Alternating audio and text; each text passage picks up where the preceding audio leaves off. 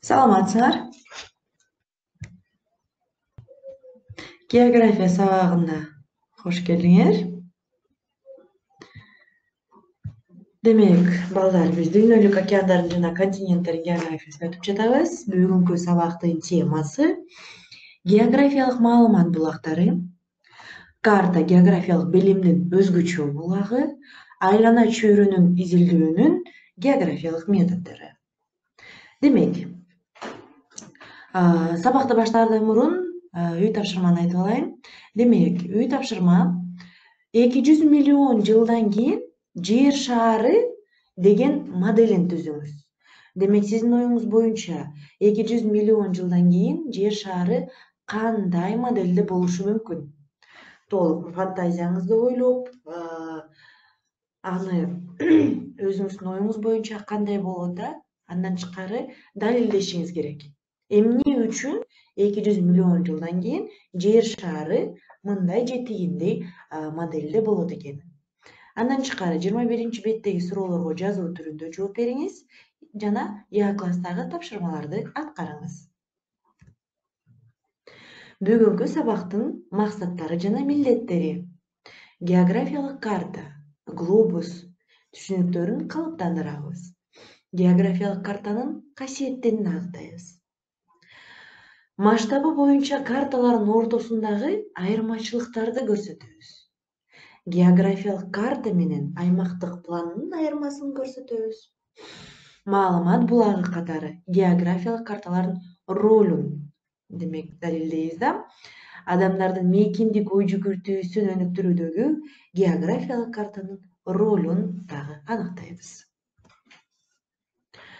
Сабакка өтөөрдөн мурун билимди актуалдаштыралы. Грек тилинен которгондо география термини эмнени түшүндүрөт? Бул жердин сүрөттөлүшү, жерди тартуу, айлана чөйрө дегенди түшүндүрөт, же болбосо жердин түзүлүшү дегенди билдиреби? Ойлонуңуздар. Туура, география грек тилинен которгондо гео бул жер, графия бул сүрөттөө, демек жердин сүрөттөлүшү. Андан тышкары география изилдөө объектиси болуп адам, жаратылыш, же географиялык кабык, же болбосо ноосфера. Ойлонуңуздар. Туура, географиянын изилдөө объектиси болуп географиялык кабык саналат. Мурунку сабакты эстейли. Португалиялык деңиз саякатчысы биринчилерден болуп дүйнөнү айланып чыккан. Бул ким? Туура, бул Фернан Магеллан. Кийинки суроо. Орус саякатчысы Орто Азиянын изилдөөчүсү ким болуп саналат? Туура балдар, бул Пржевальский. Кийинки суроо. Беринсгаузен жана Лазарев жетишкендиги эмнеде? Туура, Антарктиданы биринчилерден болуп ачышкандыгы жетишкендиги да. Кристофер Колумбдун жетишкендиги эмнеде? Туура балдар, бул Американы ачканы. Бул орус илимпоздун аты аны изилдеген географиялык объектисин көрсөтөт. Бул биздин аймакта жашагандарга аябай белгилүү. Демек, бул Семенов Тяньшанский. Туура балдар. Келиңиздер сабакты бүгүнкү теманы баштайлы. Географиялык маалымат булактары бул визуалдык байкоолор, космостук жана аэрофото сүрөттөр, географиялык карталар, атластар, маалымдама китептери, окуу куралдары, илимий популярдуу жана энциклопедиялык адабияттар, интернет, көркөм адабияттар, журнал жана гезит макалалары, радио телекөрсөтүү жана башка булактары болуп саналат. Карталар бул географиялык билимдин эң негизги окуу куралы. Алардын жардамы аркылуу материктердин, океандардын, тоолордун, түздүктөрдүн, дарыялардын жана мамлекеттердин жер бетинин кайсы бөлүгүндө орун алганын, кандай элдер кайсы жерде жашаарын жана башкасын аныктоого болот. Географиялык карталарда кургактыктагы чоң же кичине аймактардын геологиялык түзүлүшү, рельефи, климаты, дарыялары, топурагы, жаныбарлар дүйнөсү жана өсүмдүктөрү, калкы жана анын чарбачылык иш-аракеттери жөнүндө негизги маалыматтар бар. Алардын жардамы менен ар түрдүү жаратылыш комплекстеринин табигый кубулуштардын себептерин билүүгө болот. Демек, балдар, географиялык карта бул адамзаттын эң улуу жаратылышы. Ал курчап турган дүйнөнү таанып билүүнү жана трансформациялоонун каражаты катары кызмат кылат. Ага инженерлер жана изилдөөчүлөр, геологдор жана агрономдор, илимпоздор жана аскер кызматкерлери кайрылышат жана ар ким өз суроосуна туура жооп алат. Географиялык карта. Карталар алардын түшүрүлүүчү аймактардын камтылышы, масштабы жана мазмуну боюнча бөлүнөт. Демек, масштабды жана шарттуу белгилерди колдонуп, картографиялык проекцияда жасалган тегиздикте жер бетини кыскарган жана жалпыланган сүрөтү географиялык карта болуп саналат. Демек, картанын классификациясы. Аймактык камтылышы боюнча карталарын 3 тобуна айырмалашат. Биринчиси дүйнө жана жарым шарлардын карталары. Экинчиси материктер жана океандардын алардын бөлүктөрүнүн карталары. Үчүнчүсү бул мамлекеттер жана алардын бөлүктөрүнүн карталары. Экинчи бул классификация бул курамы боюнча. Бул жалпы географиялык жана тематикалык бөлүнөт. Ал эми масштабы боюнча кичинекей масштабтуу, орто масштабтуу жана ири масштабтуу болуп бөлүнөт. Азыр балдар буну толук сиздер менен карап чыгабыз. Аймакты камтуусу боюнча дүйнө, континенттер, дүйнөнүн бөлүктөрү жана океандар, дүйнөнүн региондору, өзүнчө мамлекеттер, административдик аймактар жана райондор. Талдоолордо аймак канчалык көбүрөөк камтылса, карталардын масштабы да ошончолук кичирээк болуп көрүнөт. Курамы боюнча балдар бул жалпы географиялык жана тематикалык бөлүнөт. Ал эми масштабы боюнча бул ири масштабтуу 200 000 жана андан чоңураак, орто масштабтуу 200 000ден 1 миллионго чейин жана кичи масштабтуу бул 1 миллиондон да кичине. Талдоолордо аймак канчалык көбүрөөк камтылса, карталардын масштабы да ошончолук кичирээк болуп көрсөтөт. Масштабы кичирейген сайын географиялык объекттердин түшүрүлүшүнүн толуктугу жана карта боюнча ченөөлөрдүн так эместиги арта берет.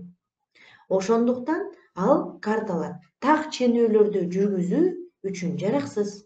Алардын артыкчылыгы бир караганда эле бүткүл жер бетин дароо көрүүгө мүмкүнчүлүк бере турганы болуп саналат. Демек, мындай карталарды жер бетиндеги материктер менен океандардын, эң ири географиялык объекттердин жана табигый кубулуштардын, чоң тоо системаларын, жер титирөөлөр болуучу аймактарды, океандын агымдарын, жаан-чачындарды жана башка жайгашуу өзгөчөлүктөрү менен жалпы тааныш үчүн пайдаланууга мүмкүнчүлүк берет. Географиялык изилдөө методдору. Демек, географиялык маалыматтарды алуу методдорун жана ыкмалардын жыйындысы бул географиялык изилдөө методдору болуп саналат. Демек, географиялык изилдөө методдору экиге бөлүнөт. Бул салттуу жана заманбап. Салттууга бул экспедициялык байкоо, сүрөттөө, салыштыруу, тарыхый, математикалык жана картографиялык методдор кирет. Ал эми заманбапка бул алыстан изилдөө, аэрокосмос сүрөттөрдө, геомаалымат, географиялык божомол жана географиялык моделдөө болуп саналат.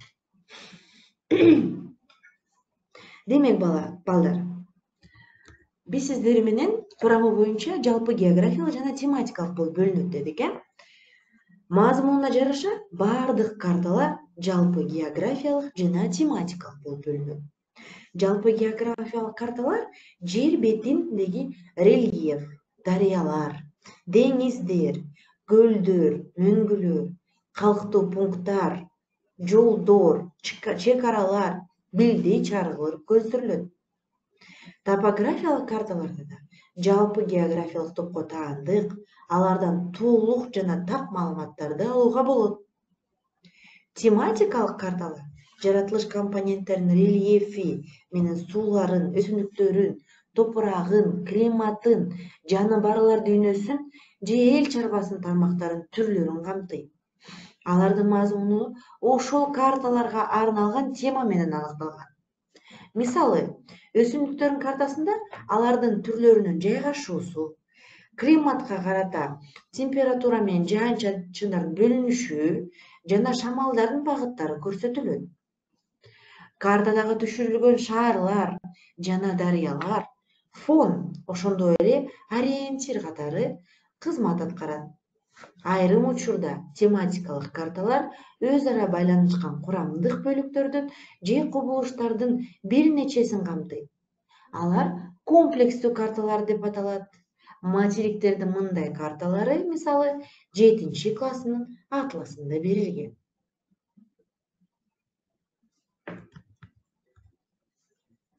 Демек, балдар, бүгүнкү өтүлгөн темадан кийин суроолорго жооп бериңиздер. Тизмеде көрсөтүлгөн географиялык изилдөөнүн кайсыл үчөө заманбап? Экспедициялыкпы, геомаалыматтыкпы, математикалыкпы, аэрокосмостукпу, сүрөттөөбү же географиялык моделдөөбү? Кайсыл үчөө заманбап географиялык изилдөөлөрдүн тизмесине кирет?